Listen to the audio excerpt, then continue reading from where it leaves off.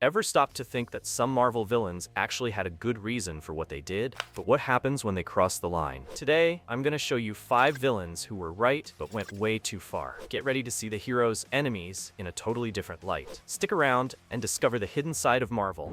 Loki. What if all Loki ever wanted was just to be seen?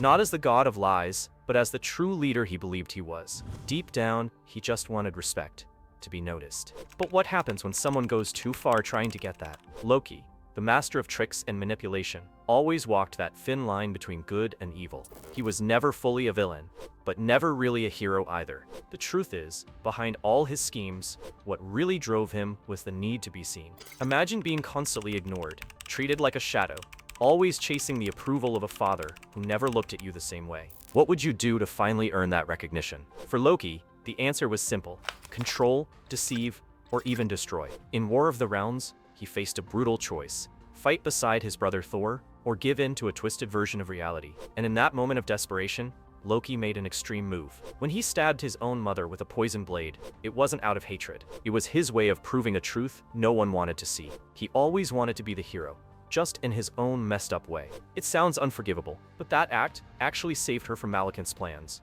which could have caused far worse damage than what really happened. In the end, Loki wasn't the monster people made him out to be. He was complicated, a broken soul, doing the wrong things for the right reasons. So the real question is, how far would you go just to be recognized? Loki went too far, maybe way too far, but maybe, deep down, he just wanted to be seen for who he truly believed he was, the rightful leader. Killmonger. What if the villain wasn't really the enemy? What goes on in the mind of someone who truly believes they're right, but loses themselves along the way? Killmonger wasn't born to destroy. He wanted to change the world, and he was willing to pay any price to do it. On one hand, he brought up real issues: social justice, empowerment, and the isolation of a rich, powerful nation like Wakanda. He didn't just want power, he wanted a revolution. But his revolution wasn't peaceful. Killmonger believed Wakanda shouldn't hide from the world, it should help it. Imagine having the power to change millions of lives, but facing pushback at every turn. He wasn't wrong for wanting to help the oppressed, but the way he went about it was ruthless. Wakanda needed to open its gates, but he did it with rage and blood, not diplomacy. Every death was a trophy, and every city he burned sent a message. In Black Panther, Killmonger wasn't just a villain, he was a mirror. He makes us ask, how far would we go to see our beliefs come true? His end goal wasn't power, it was freedom for the oppressed. But his actions showed he didn't believe in peace,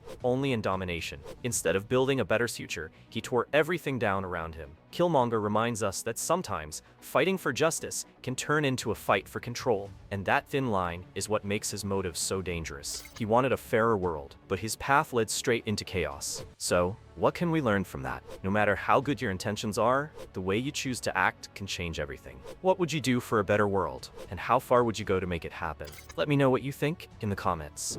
If you're enjoying the video, hit that like button to show you love epic stories like this too. And if you haven't subscribed yet, now's the perfect time. Join the community and don't miss out.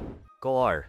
What if the gods you thought were perfect were actually the ones behind all your pain and suffering? What would you do to avenge the lives lost, to fix a universe that seems built to crush the weak? Gorr was just a simple man who'd already lost everything: his wife, his kids, and the love that kept him going. In his grief, he cried out to the gods, begging for an answer, some kind of explanation, but all he got was silence. No help, no divine mercy, nothing. In a world where gods were worshipped and glorified, Gorr finally saw how twisted they really were. Feeling betrayed and abandoned, he realized that the beings meant to protect the universe were actually corrupt and heartless. So he made a vow to wipe out every god in existence. To him, the only way to fix the injustice he'd suffered was to destroy the ones who ruled from above. Gorr's crusade wasn't just about revenge anymore. It became his mission to fix a broken universe. His pain turned into purpose, echoing across galaxies and leaving destruction in its wake. Gorr, the God Butcher, became one of Thor's greatest enemies, not just because of his power, but because of the conviction driving him. His goal was simple, but heavy: to destroy those who thought they were untouchable,